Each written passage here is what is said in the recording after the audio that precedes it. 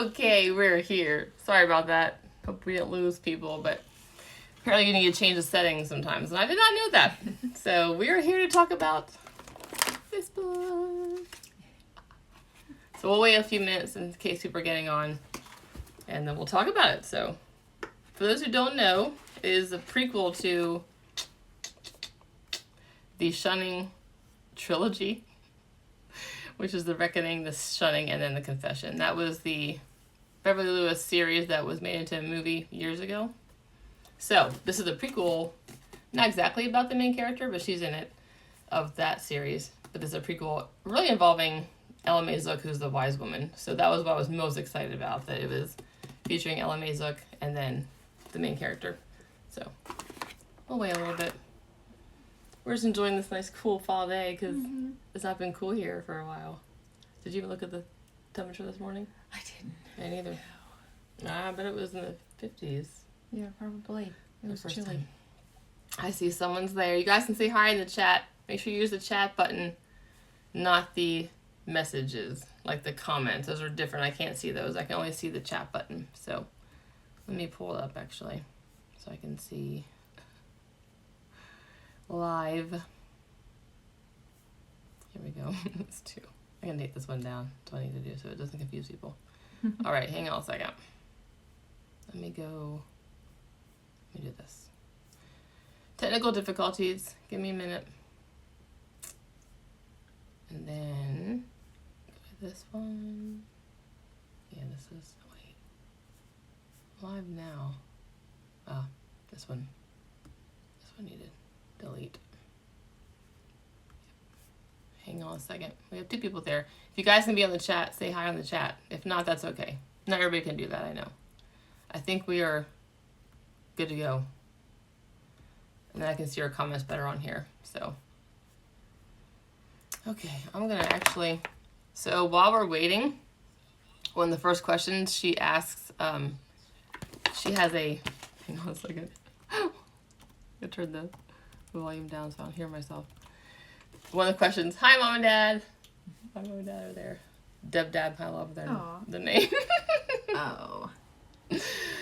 Glad you guys are there. So all of you think about this question a while that she asked. She has a book club, like reading guide, a reading group guide.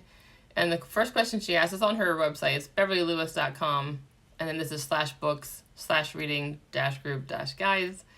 But it says the book's namesake is an heirloom wedding quilt that was given to Ella Mae's mother in 1911.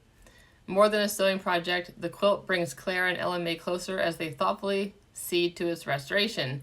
What are some of your family's heirlooms, and how have they helped you to connect to loved ones across generations?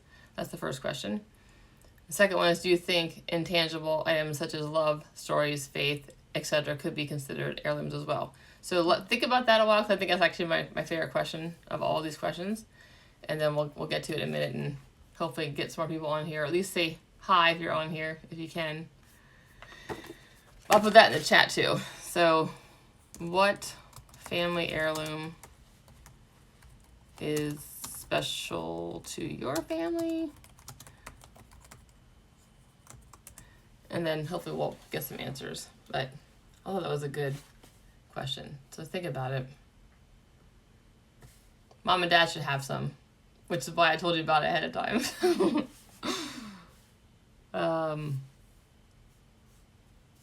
Okay. What time is it exactly? 9:05. Yeah. One more minute and we'll get started. If you can say hi in the chat, say hi in the chat. I know I sound redundant, but sometimes people get on after I say that. Why can't I get on to Mom and Dad's thing? I want to say hi. Anyway, this is Gail, for those who don't know. She's my resident book club co-host. We love these books. So actually, Beverly Lewis is one of the reasons we became friends, really. We found out we both read them. That was a long time ago. And we've been reading them ever since. And then started taking Lancaster trips together, and that started a whole new tradition. So it's been really fun. Oh, look who's on. Oh. Hi, Matt. Hi, love. I'm not hurt you didn't say hi to me, by the way. I'm okay. I'm okay. It's not your station or anything. Like Yeah. Your chicks. So, I guess we'll just get started. I'm going to read the back of this book for those who maybe did not read it, so you kind of know what's going on. I get to have my smart girl glasses on, which is funny, because when I was, like, in school, I always thought it'd be so cool to be able to wear glasses so I would look smarter, but I didn't need them until recently, so, okay. Okay, so, The Heirloom by Beverly Lewis. After her widowed father remarries, 19-year-old Clara Bender is no longer needed to help run his household.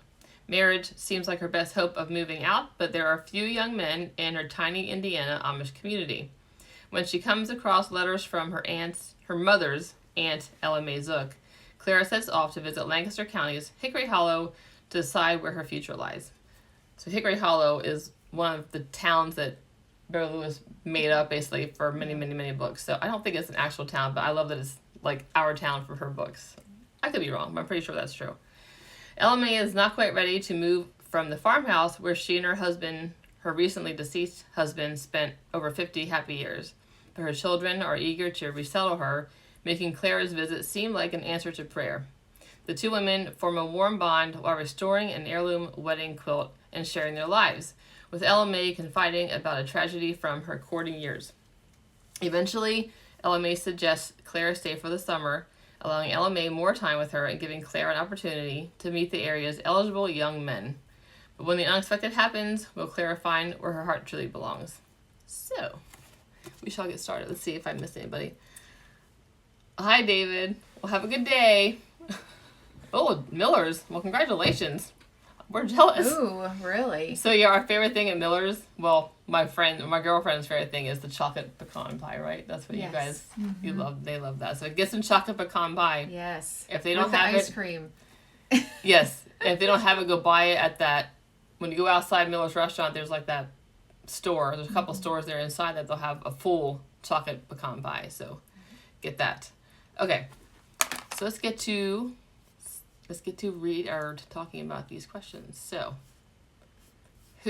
anybody have any thoughts on, do you have an heirloom quilt?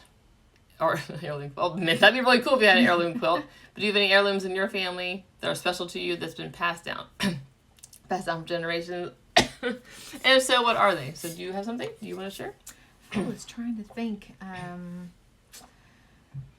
I know that presently my mom has my grandmother's baby dress. Her Really?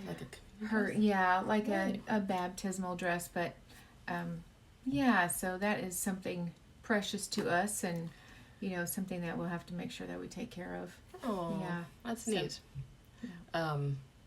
That's sweet. At first I thought, not really, but then I started thinking. I'm glad I thought about it, because I don't always think about things quickly about stuff like this, and I realized I do have some things. But my mom and dad said my great grandmother gave me my mother's Bible to carry in her wedding, and it has been used ever since. Your great grandmother. Wow. I guess I didn't realize it was your great grandmother, Mom. So was that Nana's mom? So I carried that Bible when I got married. My mom did. Oh, wow. And my brother just got married last weekend. She carried that too. So it is very special. That's very special. And where do you keep it when we're not using it? I'm kind of curious about that. Not using it. We've only used it a few times. Hi, Dan. Thanks for saying hi. So my mom gives time to answer that question about I'm curious which great grandmother this is. That's really special. It's a really cute little white Bible. So not officially heirlooms, but I have a Afghan that my great aunt Ida made and gave to my grandma, and she had it in her living room for years and years and years. And when they passed away, I asked if I could have that. Stuff like that. And then we have ornaments. Like in our family, my mom and dad did this thing where we'd buy ornaments at Christmas every year that would represent something that kid did that year. And even like she has ornaments from when she was first married. So those, I love Christmas because I feel like that's really the time where I feel like I see a lot of family passing down of memories. And So Christmas ornaments are a big one for us and the Afghan. And then I have a cabinet my grandpa made me. He made me one, my sister-in-law, and my mom. This tall, like 6 foot tall cabinet with glass shelves and a mirror, just to put your keepsakes in. But that's special because he made it with his hands. So that to me is really an heirloom. But nothing as grand as a quilt. But I do have things that people have made that I like to keep. So it's nice to know that they worked on it or touched it and we're keeping it. Grandma Pfizer, okay. That's really neat. Okay, anybody else say anything here? Don't want to miss anybody. Let's see. Okay, let's go back to the questions. I would love to make a quilt someday. Is that something you'd want to do? Yeah. Definitely. Do you know how to quilt? I don't know how to quilt. Yeah, I do. My mom makes quilts, which she's never sewn in her life until she started doing quilts, and then she started making them for all the grandchildren first. And and then my 2 daughters, they make quilts as well for their friends. I guess I did know that. That's really cool. Yeah. I feel like it's a fading talent. Yeah, it's time consuming, so it's kind of hard. And you need space too. It's I guess you can fold it up and put it away, but I guess they have machines now that can quilt for you. But do they do it by hand or do they use machines? Yeah. Probably a little of both. Okay. So the second part of this question that I really like, and I feel like that's more prominent in our family, which is, do you think intangible items such as love, stories, faith, etc. could be considered heirlooms as well? I mean, I definitely feel that way because I come from a Christian family, and that's my most favorite, the most important thing to me is my faith in Jesus, and so to have that, to hear about stories from past generations is really special. But honestly, not to negate the fact that people who don't come from Christian backgrounds come to know the Lord is really spectacular. I love to hear those stories too. But I'm very thankful that I do have a family that has a Christian heritage. And my dad has a story of he found a letter that tell me if I'm wrong, Dad, a letter his family was from Sweden, and his grandpa came over from Sweden with a brother and a sister back in, a long time ago. My dad's 70-ish. So they came over from Sweden. There was 7 or 8 of the kids, maybe 9, and 3 of them came to the United States. And 1 went back and 2 stayed. I believe that's right. And the letter that the great-grandpa wrote to the daughter of how to stay close to the Lord and keep your faith was so touching to our family to find this letter he wrote so long ago. So that's really special to me to have that, for sure. And I'm not a very good storyteller. I wish I was, but I have people in my family who love to hear stories. What about you? Do you have people who are storytellers? Well, definitely my mother, and I think that she tries to remind everyone else about the things that they used to do all together, and it is sweet that most of my mom's family still live at least in the same area that they always have. So Matt and I just went back this summer and to Ohio, and it was sweet to see my grandmother's original house that her and my grandfather built for their family, and it's just across the street from my great aunt that we went to visit. Wow. They all still live in the same area. So does your family still own that house, or is it owned by somebody else? It's owned by someone else now, but that's really neat. Yeah, it had been in the family until just a few years ago. Oh, that is special. Yep. So my dad said yes. Ake Schoberg wrote the letter, so that was pretty special. Yeah. So I do agree that is definitely something to be passed down. Probably more important to me than material things. Right. I think is the legacy of faith that I feel like I'm very blessed to have in my family. Okay. And it's interesting because we'll get into that later in this book. They have differing, what you could call denominations of the Amish, just like we have currently. There's lots of denominations of the Christian faith, and they don't always agree. So, not too different. Okay. Well, I just kind of right into the part of this. So number 2, the question is, throughout her summer with LMA, Clara notices several differences between the Amish communities of Hickory Hollow, Pennsylvania, and her hometown of First Light, Indiana. What differences surprise you? In which community would you feel the most at home, and why? So, do you think of a difference? I mean, they dress it all differently. Mm-hmm. I think in the book, Clara said that they could have their dresses like just below their knees, Indiana. Is that true? And then it had to be longer in Lancaster County. Yep. And their buns were like high in Indiana, and they were low in Lancaster County. Of course, Lancaster County has, I think, the prettiest white cap. It was like heart shaped, and they were different too. Maybe the colors as well. Mm-hmm. Basically, a little more liberal. Yeah. So what do you think? Because I love to mow and do my outside things, when they said that they were allowed to use lawn tractors, lawn mowers, battery operated, and they were still using, the push mowers in Lancaster County. I thought, because you just don't think about all the things that are involved in our way of living that they don't have. Right. But they adapt it to their way of life, their belief system. So I always lean towards the less strict. That's my personality is not about rules. It's about relationship. I mean, that's how I feel about my faith as well. Mm-hmm. So I'd probably lean towards the Indiana community, although I love Lancaster County. But it's funny that you talked about the lawnmower, because I still see people using a push mower in Lancaster County. Like, when I drive by, I still see people, and I'm not sure it's different, because there's different church districts that are miles apart. And I don't know if maybe some are different than others. It'd be a question to ask our Amish friends in Lancaster. But I have seen the push mower still. That is true. Yep. So even though Lancaster is my favorite place to visit, I think I'm always more on the side of less rules, and it's part of my rebellion. I don't know. My mom and dad told me I'm a free spirit, which is probably true. Okay, see, we have David just drop by, say hey, enjoy the book. Oh, cool. I wish my chat was a little bigger here. I can't really see. Let me get this thing bigger.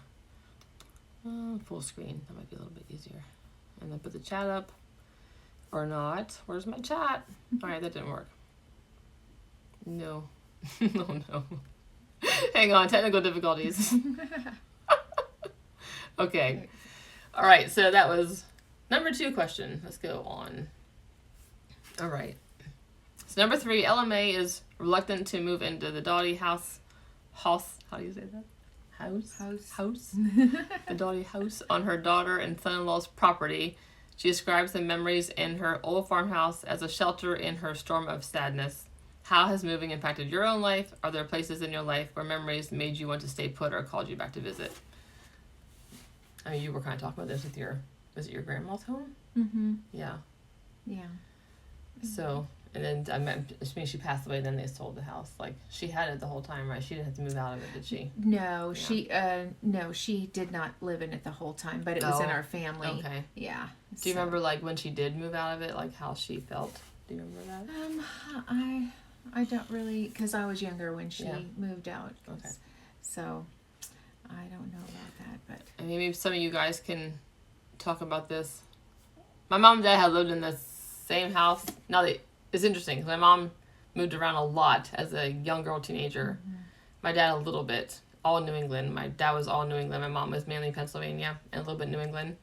And so it's funny because this happened to you too. Like they stayed put. Like once my mom and dad got married, they've been in the house. They've been in the same county since they got married, except for they went to Vermont for a little bit to work at a boys' home.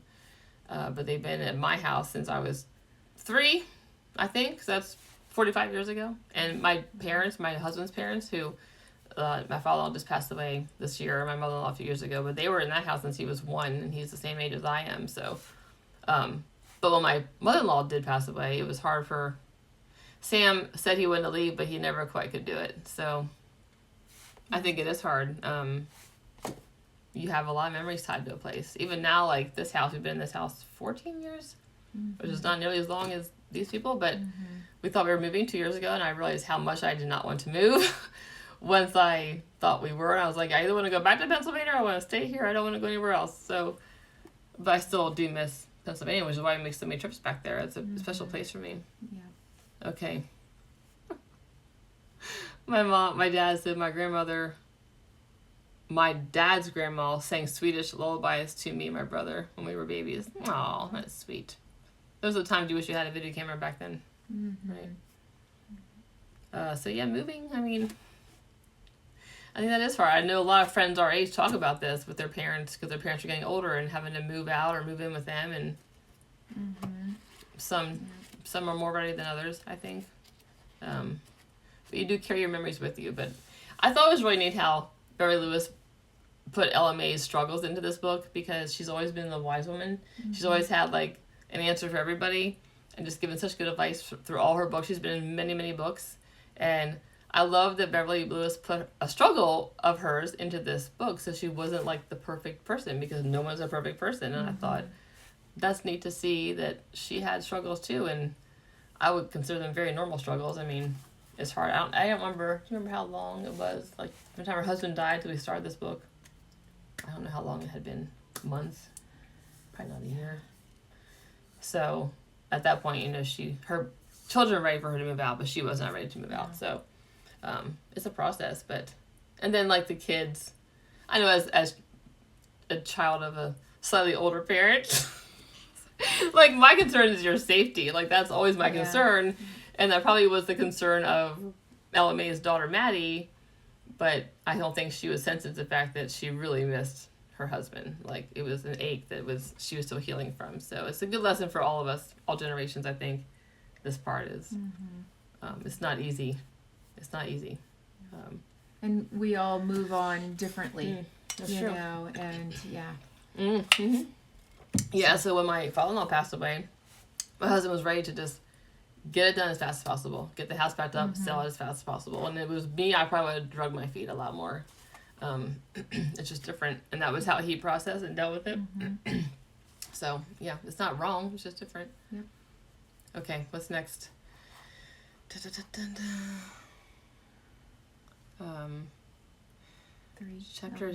Chapter number 4, I think we did this whole. My memories made you want to.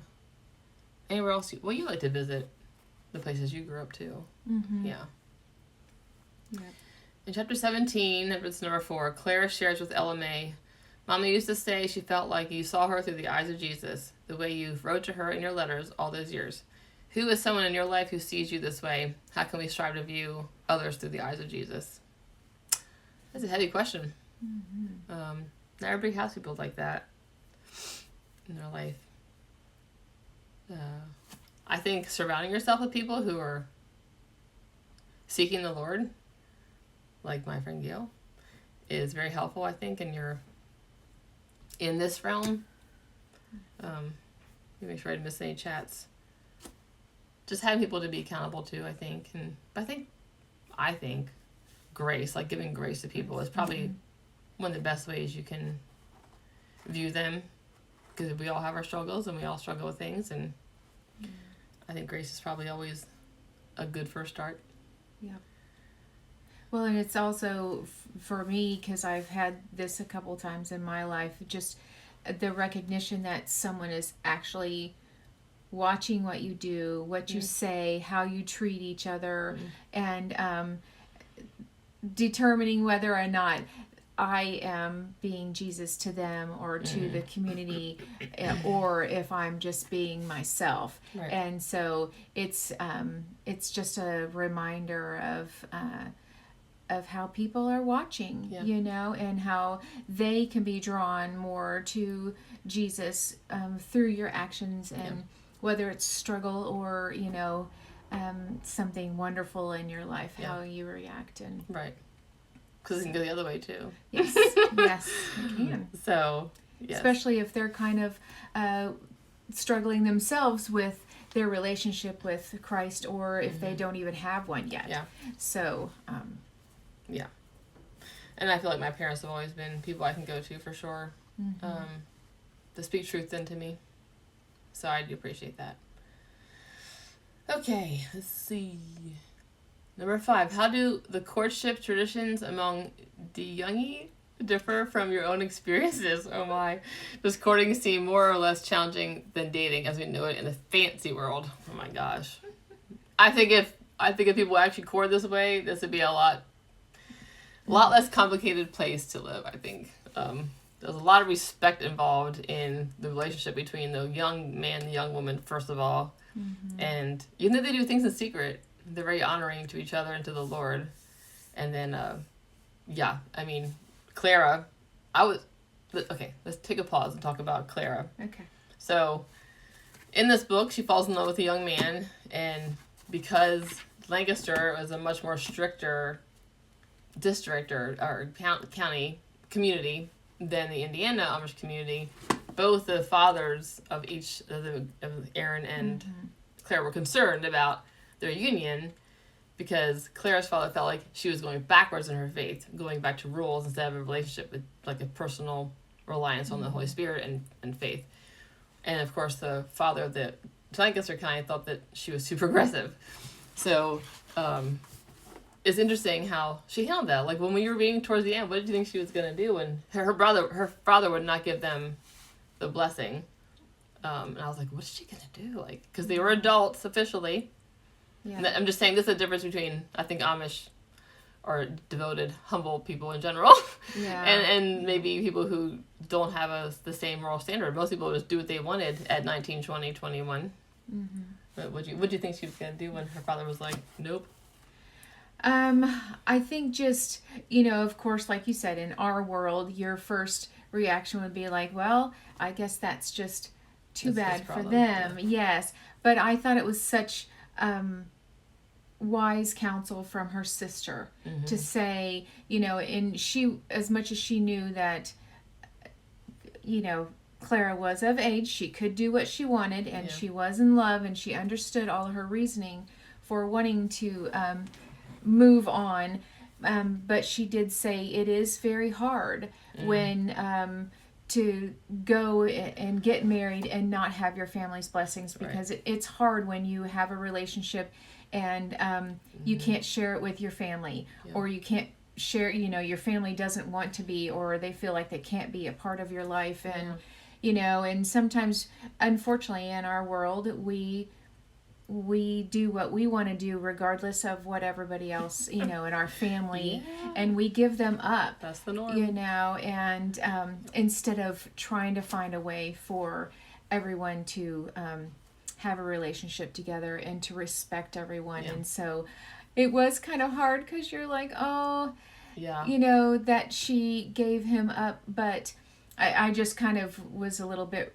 reminded or taken back to the the commandments to honor your mother and father, and that also showed her her commitment to her faith, is that she and she was more concerned with fulfilling that than her own desires. Yeah, it was a very sweet moment. I was like, well, how's this gonna play out? Because you're at the end of the book and it has to wrap up soon. You're like, how's this gonna play out? So that was a nice. And it softened her dad's heart. Mm-hmm. And that was, I think, important for him to know. Because I think he had his own struggles. I always felt it was a hard situation. I think. I mean, I've never really been in that situation where your parent remarries somebody. And I think it'd be hard. I've known people who've done that. And it's just a hard transition from seeing your parents together to not seeing them together. And then accepting, a new person. And they were all living together at the same time, too. So I always kind of felt bad for what was her name? Eva, the wife. Yeah. And I was like, well, she, because they were having struggle connecting, which affected Clara's relationship with her father. But in the end, Clara honored her father, and the Bible doesn't say honor your father and mother until you're 18. Right. It says all the days of your life, so that's a long time. Yeah. Of course, it changes, but it's touchy. That's a big thing to disagree on before you get married. So that was sweet how kind of ended up being, and we'll talk about that soon, how it all came together. But Clara chose to honor her dad over her own selfish, desires to marry her love. Okay. See, I mean, I think it's a huge difference between Amish courting and fancy courting. Even like geographically that changes, and even culturally that changes. It's just there's some arranged marriages still in other countries, and it's just it's very different. But I do admire the respect and purity that they're committed to, for sure. Yeah. Let's see. Number 6 says, at first Claire is taken off guard by Ella Mae's practice of praying aloud, having come from a community where silent prayer is the norm. In time, Claire comes to appreciate these spoken prayers and incorporates them into her own prayer life. What are some ways that you've grown in faith and your relationship with God that might seem unique or even odd to others? Well, I mean, not sure. We've always prayed out loud as a family before meals as a kid growing up, and then my husband and I still do that in restaurants, wherever we're at. And so, sometimes we get comments about that, but we just a reminder to be thankful. So we are thankful for everything God gives us, and it's a good way to be thankful every time you eat. At least when you sit down together to eat. I'm trying to think. Anybody else have any comments about this? Let's see. He's touching the wrong thing. Okay, just making sure I'm not missing the chat. The chat kind of froze up, so I'm making sure it's still working. I was gonna say hello. All right, it's still working. I mean, I think just the standards that we have, we didn't allow our kids to do when they were younger that people we knew did, and just the comments we would get about that, stuff like that.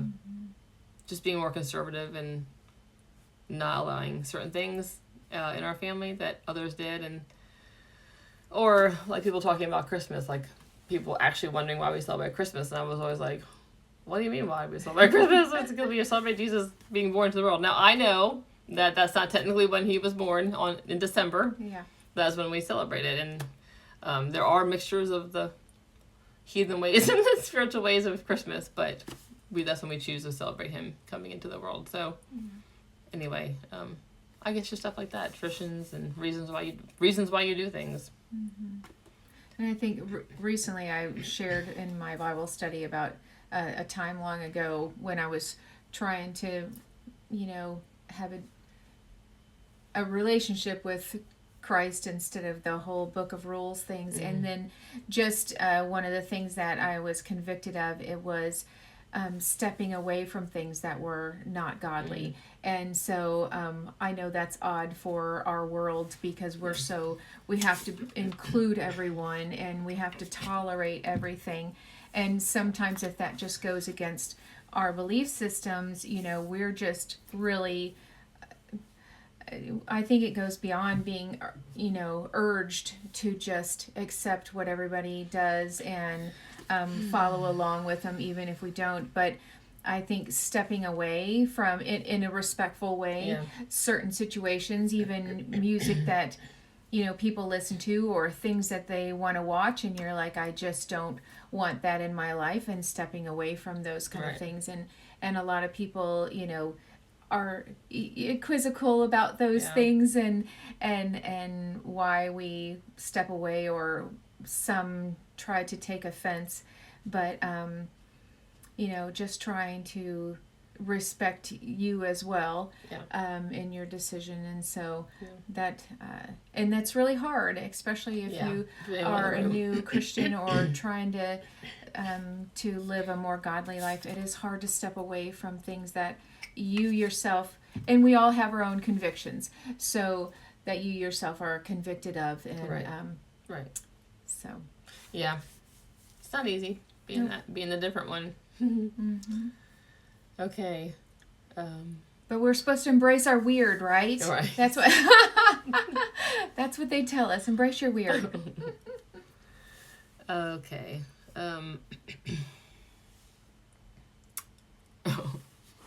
Number 7 is Claire points out that most customers at Vera's quilt shop are tourists looking for a souvenir of Amish country, going on to observe. They must think us quite unusual. Why do you think people are so fascinated by the Amish way of life? Have you ever toured Amish country? What's this? This is a fun question because we both love Amish. We love Lancaster County. We take trips there several times, and I bring people. We just brought a group there a month ago, and some who had never been there, and people wanted to buy things, and then this channel, I've met so many people on this channel and who love Lancaster County, and they usually has to do with the serenity, the slow pace, the delicious food, the handmade items. I mean, it's just a different world. It's a slower, more like homemade world, I guess you could say. I think that is probably the main draw, is just the serenity and peace of it, and everything being so like real. Like they make everything, they take care of everything themselves. I mean, it's just and not that it's really different for us. I mean, we live in a suburb, but like people who live in a city where there's literally no yard anywhere for you, or no green pastures anywhere. I met people like that too. So it's a whole different world if you're living in a city, visiting Lancaster County, than, you know, like if you're just living in a suburb, which is still different. But what do you think? What do you think people? Why I think they love Lancaster?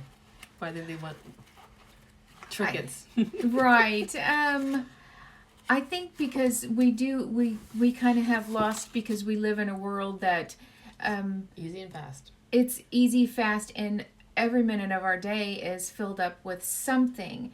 But our something is different from their something, and they do things with their hands. True. They make things, you know, even like the food, and you know, they make everything, even that they put into their food, you know, all they make all of that. And so it's simple, but it is time consuming, and sometimes it's mind-boggling how we say that we don't have time to do that stuff, but it's the way that we choose to spend our time. And so it's always a great reminder to me to think about how I spend my time. Yes, very good point.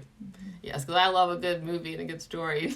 So I've watched a lot of movies and stories over my life, and they've never probably done that. So that takes some time. They don't waste time, I would say.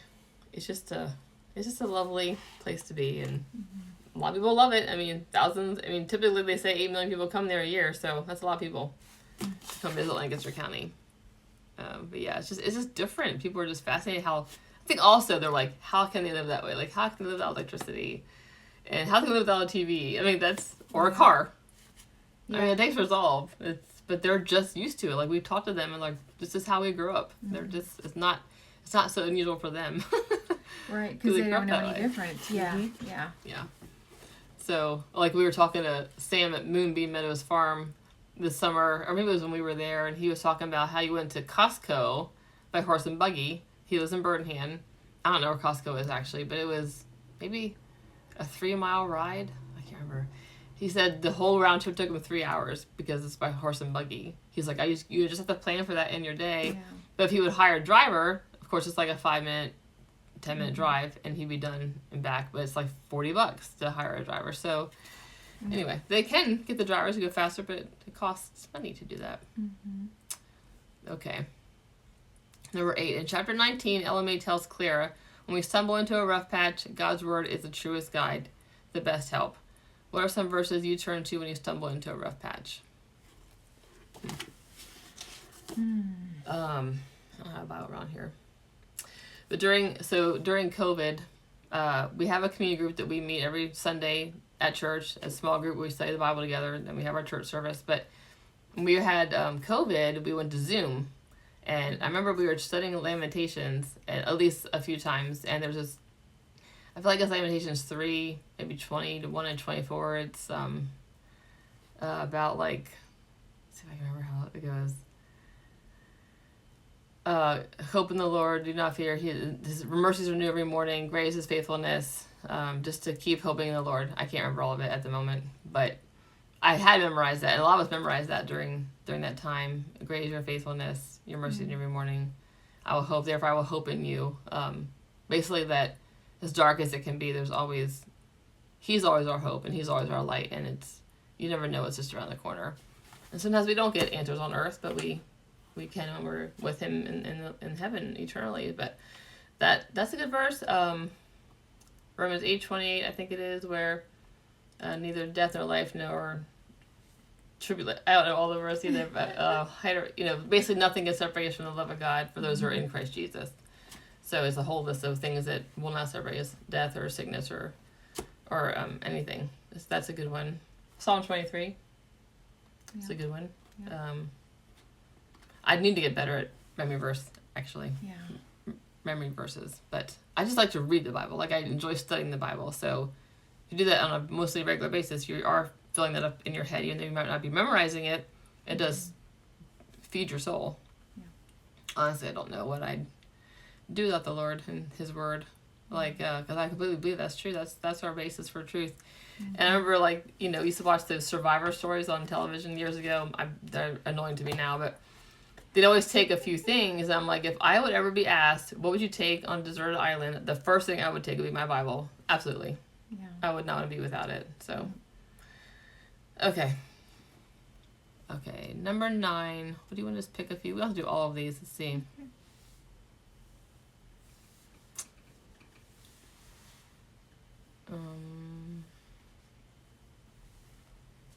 I do like this number 9 question. After the buggy accident, the bishop introduces strict rules for DeYoungie, including no boom boxes in courting carriages, additional supervision at youth gatherings, and no playing of instruments.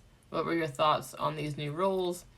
Did you agree with LMA's feelings when she heard the news? Page 142. I'll look that up.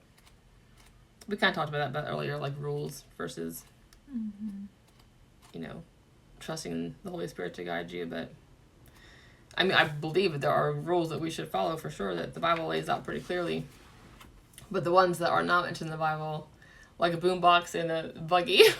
Yeah. I just think it depends on the person. Like, if you are more free-spirited and that's just something that you enjoy, not something that you're, clinging to, it's going to push you probably farther away. If you're an absolute rule follower and it doesn't bother you to be, in a box, then it wouldn't matter to you. I just think it depends on the person. Yeah. And I think, too, with this and kind of in our own world, we're even, we want to make a new law about, not being able to do this and not being able to do that. And I think probably emphasizing more a value system, why we make decisions, why we make choices, because there's consequences or there's rewards, instead of just taking things away for punishment's sake, because that's what you think, that it's more of a punishment, instead of remolding your mind to make better choices. Yeah. And it's interesting, at the very back of this book, so this leads into the shunning, and the very back of the book is like a little snippet of the shunning about Katie, and her, like, personality and outlook was opposite of, like, Claire. She always was, ornery and, like, wanting things she shouldn't. Like, she struggled all her life with having a worldly desire, which you understand later. But it's interesting how those two people differ, and I just think it is, it really does depend on, like, how are you encouraged in your faith? Like, how are you encouraged to walk a good path? And people have different reasons for that. And so I think it depends on the person a lot. But yeah, I just thought it was interesting how Katie that just pushed her farther away, or her boyfriend. And the whole no music thing always is a struggle to me, because I love music, and that'd be hard for me not to have music around for sure.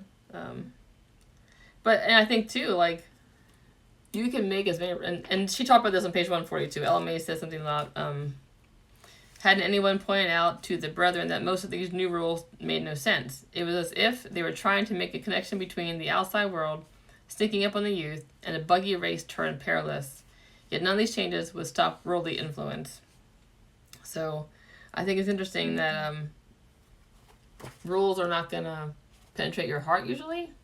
That's where the Bible says the heart is wicked, and deceitful, and we're born with that in a way. And so that's what you need to be taking care of, is your heart, not did you, make your bed a certain way. Right.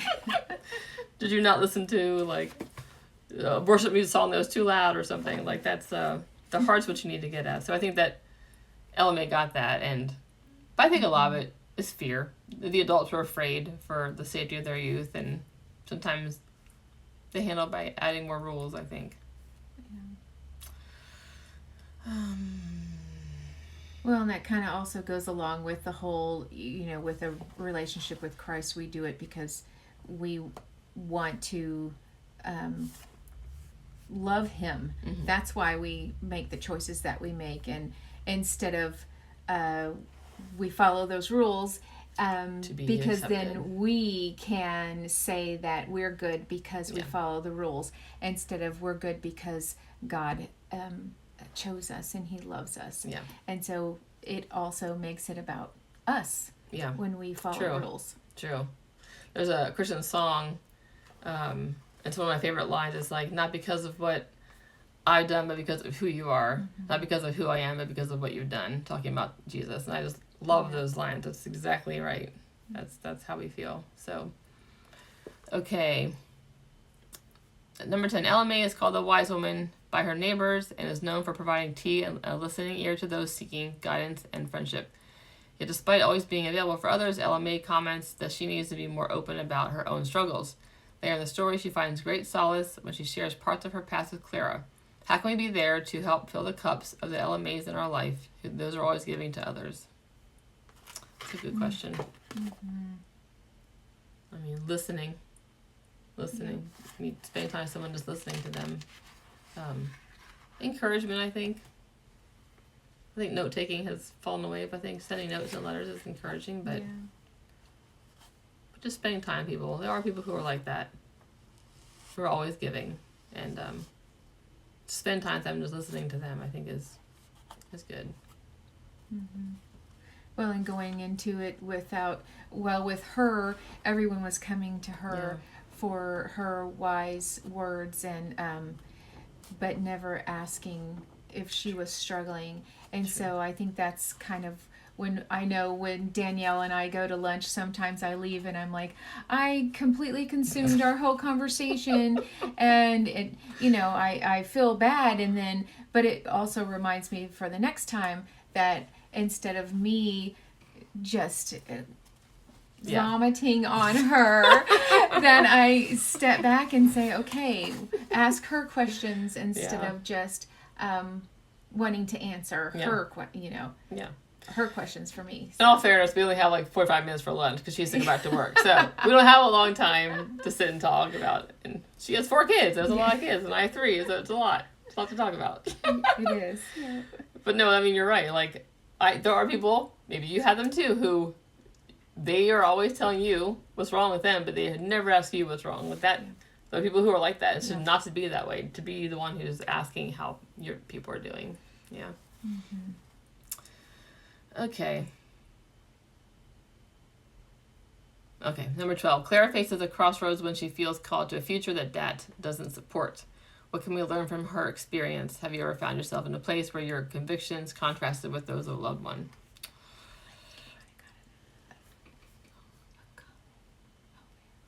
Good comment, Matt. Matt has a wise piece of advice. Most people won't ask for help. We must be observant and look for others in need. That's true. Yeah. I mean, it's true. So, but that's also, you should be asked for help. Like, I'm not saying that there's a balance, being open and telling people your struggles, but being there to answer the question. They ask you how you are, tell them the truth. You don't just say, fine. Yeah. But yes, being observant is the whole thing of like listening. Because I'm a talker, but I've learned to stop talking so much and listen to people. Listen.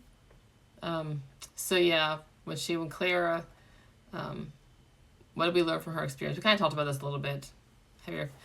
That's a touchy question. Because sometimes you don't agree with your family about things. Yeah.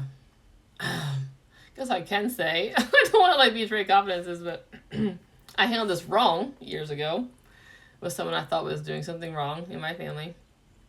And I confronted this person and told them, I think that, what you're doing is not right. It's not what God wants us to do. And not everybody takes that very well. And so that definitely caused a rift for a couple of years.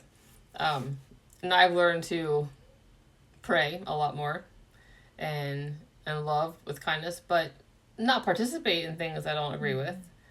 But also just like Matt was saying, be observant. Like you can kind of tell people who want to hear something like advice and those who really don't, and just you can't always make a stubborn mule move.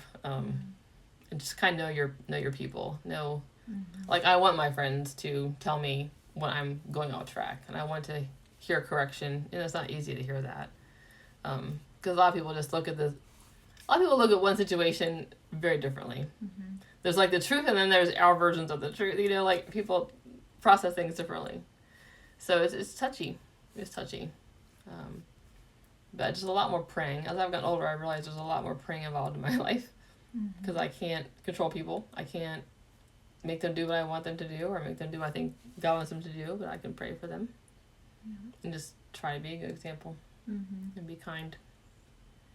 Well, they're asking for a discernment. Because true. They're, it's not always just about what you say, it's when you say it. And so the truth needs to be told, but there's a time and a place. Right. And to know when God has softened their heart for the truth. Right.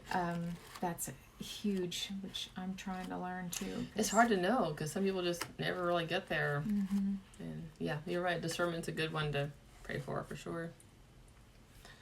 Okay. But I just, and it's too from just life and living, going through hard stuff. As Clara submitted to her father, like I just learned to submit to my Heavenly Father and just give up control a lot and just trust Him to work things out when I don't see an end or I feel hurt or betrayed. Just trusting Him because ultimately He loves me more than anybody else does. He loves my kids more than anybody else does. So trusting Him with the future. I think when things don't seem to be right.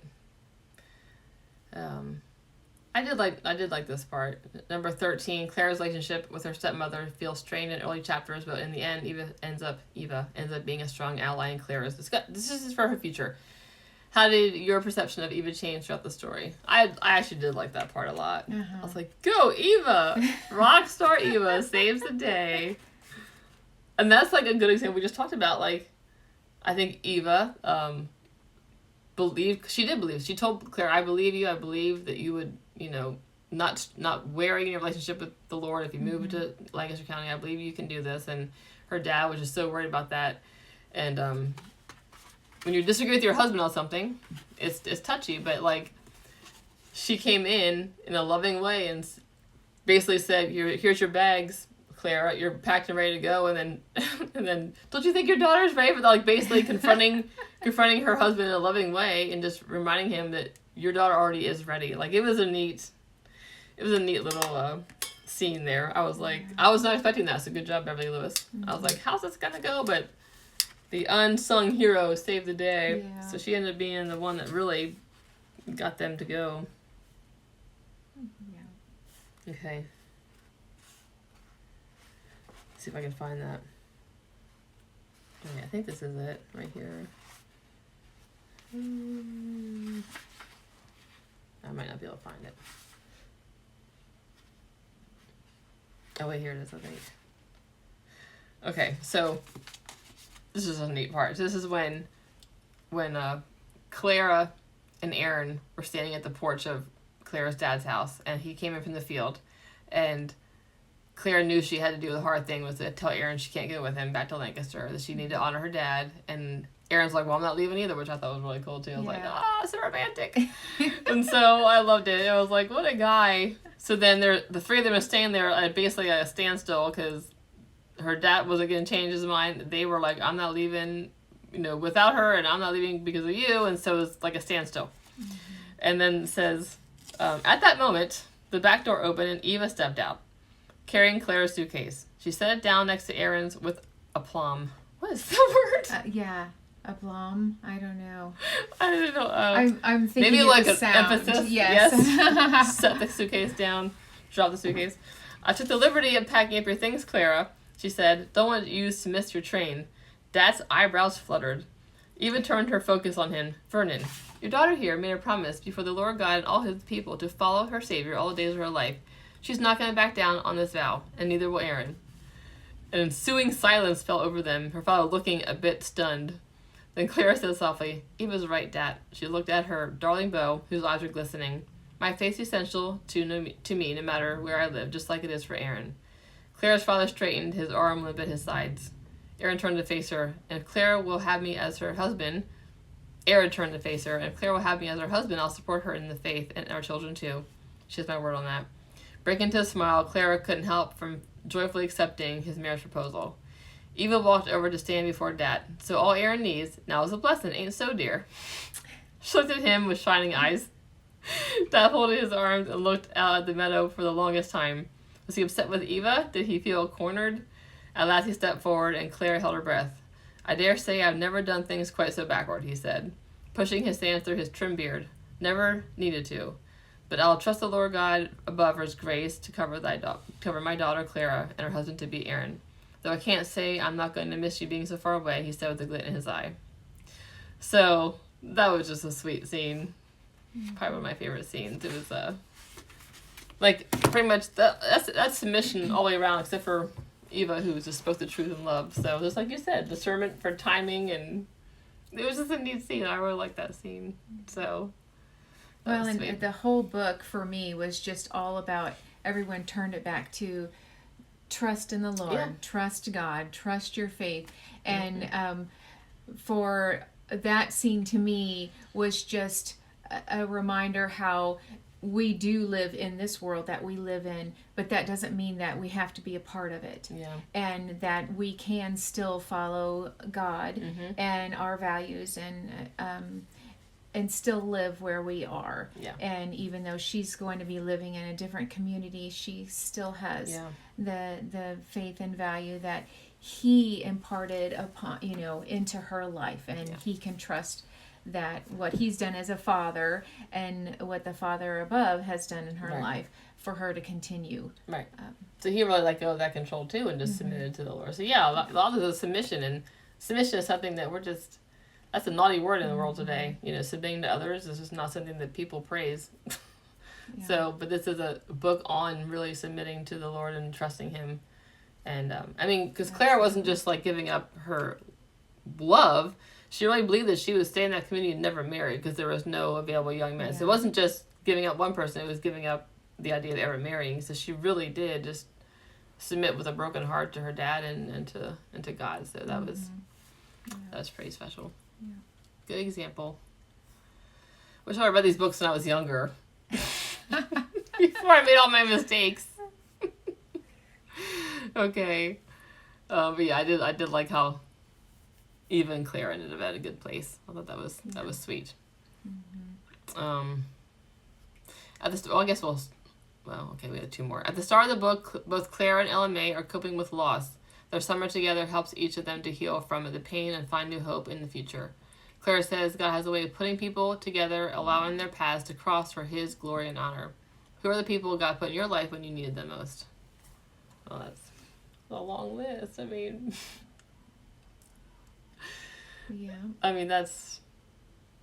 I just think it's neat how God does do that. Different seasons of your life, he puts people, when you're going through something, you need someone who understands or who's been there, who can encourage you. But I think you have to be kind of active in that. Going to a good church, being in a community where you are talking about things and just looking to the Lord to help you. But, Gail's been a wonderful friend to me, and we've been through a lot together, and literally people sometimes are put right in your path, though, and that's a really cool way to honestly, the reason we really met was because I was leading her kids' little group at Awana, and that was how we met, and just the timing of that. We're from two different parts of the country, and then it's not just her, other friends too. I remember meeting a friend in a hallway at church, and that changed the direction of where we ended up joining a group. It's just interesting how God literally puts people right in your path sometimes. It's a special blessing. Yeah.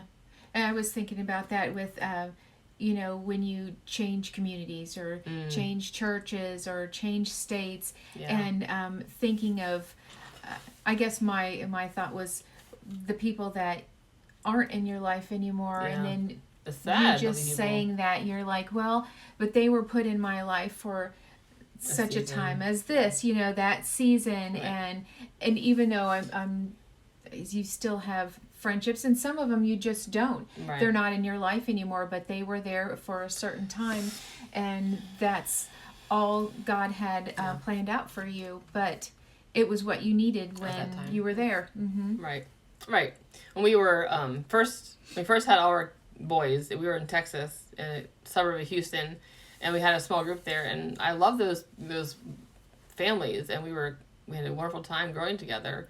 And we're not in close touch anymore, but they will always be special to me because that was a season of babies and nursing and all that stuff. It was a hard physically draining season, and they were a great comfort and great people to walk along with. And then now it's been fun to, as our kids have gotten older together, like just seeing the changes in our family dynamic and freedom to do more things and just the ability to go places together like Lancaster. So that's been it's neat how and even one of my favorite stories is the most obvious story I think was when my husband and I were first married. We lived in New Mexico. He was going to school, and our car had died. Like we went to Houston to look for a place to live because he got a job there, and we drove. It was like a whole day of driving, like maybe 14 hours. And we got to Houston, which I had never been to Houston. If you've never been to Houston, it is overwhelming. It's enormous, and the traffic is terrible. And so our car started sputtering, and we got there, and it literally died when we were looking for a place to live. And we were just looking for apartments because we were just young, married, poor people. And we went to church. Like, we were there a weekend. Like, let's go to church. Let's look for a church to go to. We looked up, the theology statements and all that stuff. We found a church. It was called Faith Bible Church in the Woodlands, Texas. And we went that morning, literally having no idea what we were going to do about our car and about what we were going to do about getting back. And so we were in the pew at the end, you meet people and say hi. And this woman came up to us and introduced herself, and she's like, "Oh, it's nice to meet you. You're moving here soon. That's great. Come back and see us." She's like, "Is there anything that we can do for you? Like, anything at all? Just tell us." I was like, "Lord, is this like an answer to prayer?" So I was like, "Well, our car, we need somewhere to put our car so we can, like, sell it." She's like, "Oh, just put it in my driveway."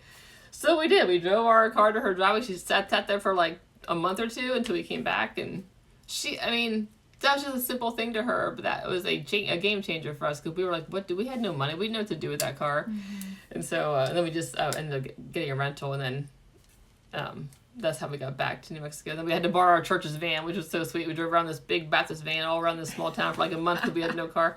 But anyway, stuff like that. She was just so kind to be like, "Sure, anything. You can keep your car there." But, literally, we sat in that row, and that's who we met. And that's just not a coincidence. There's... Yeah. Lots of those situations, I think, in life. Mm-hmm. Okay, last question. You want to read it? I've been talking way too much. The 15? Mm-hmm. Okay. The epigraph, "Blessed are all those who put their trust in him," is echoed in one of the last lines of the book. Ain't it something how the Lord arranges our lives when we're willing to let him? How did Clara and Ella Mae's stories show the beauties of trusting in God? We talked about that a lot so far, but that's exactly what the book is about. Yep. Trusting in him and laying down things, control, worry, fear, loneliness, laying that all down at his feet, and trusting him and letting him work. Letting go and letting God. Yeah. Oh my gosh. One of those easier said than done, huh? Right. Yeah.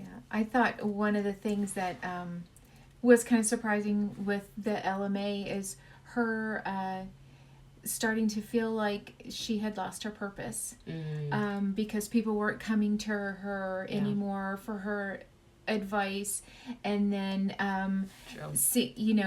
in her just going through the grieving, and now she has a young woman that is going through the same. That was sweet. And realizing that even though she was going through that trial, that her purpose was not gone because someone else was needing the same thing that she was needing.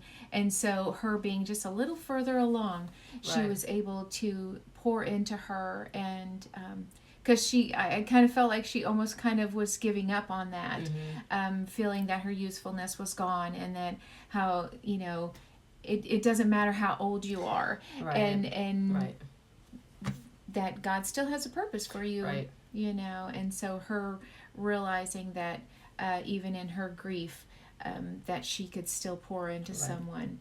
And that and be poured into. Yes. And she didn't have Right. to wait for them to come to her, that she also reached out to the young lady. That's and true. so, That's true.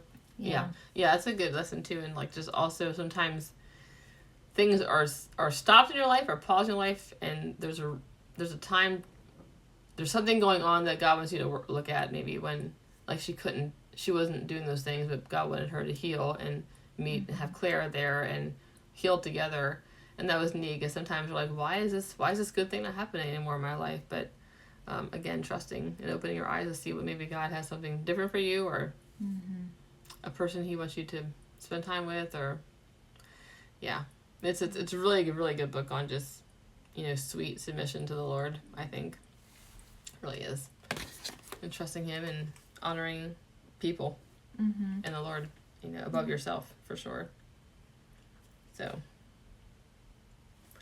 Yeah, it's a very good book if you haven't read it. So yeah, it's a sweet book. A lot of hard stuff that we all go through, and it's neat to see how God puts people in your life. Like, they were both mourning a major loss, and they were put together for that. So that's a special. So don't be afraid to have a new relationship. Sometimes we get comfortable in our own little relationships and our friends, and we're good. We don't need any more friends, but someone might need you, and you might need them, and you don't even know you need them. So it's good to keep open. But yeah, so then we go into Katie. I feel like I identify with her more, because she was ornery and struggled, and I feel like that was more like that than Clara. I wish I was the sweet, submissive spirit like Clara or Mary Stolfoots, but I was not. I'm going to read a little of this, because it's neat, because I think what we talked about is we're going to go back maybe and read these books again, and we'll do more book clubs, because these are good books. So this is the prologue of Katie, which is the next book, which I told you I think was, what was it called? The Reckoning. So The Reckoning, The Shunning, The Confession, or the series that this is a prequel to. And so we're going to read about Katie Lab. And she was mentioned in the book. She was friends with Clara. Not a lot. I wasn't sure if they're going to dive into it. Not a lot. But one thing that was said was when Clara asked Ella May, who do you think I should ask to be my wedding besides two people she already chose, Mary or Katie? Mary and Katie were best friends.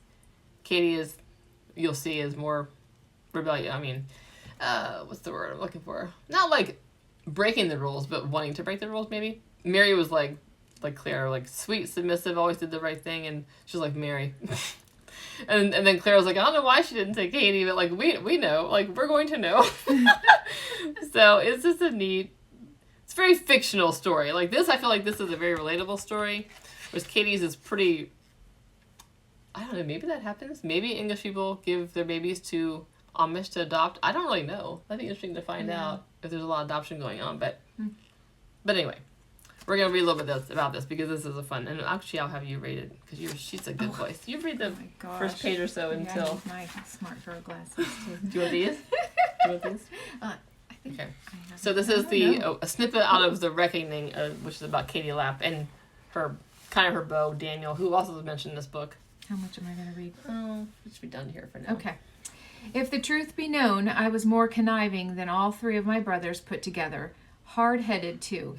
All in all, Dad must have given me his what you do today, you'll sleep with tonight lecture every other day while I was growing up.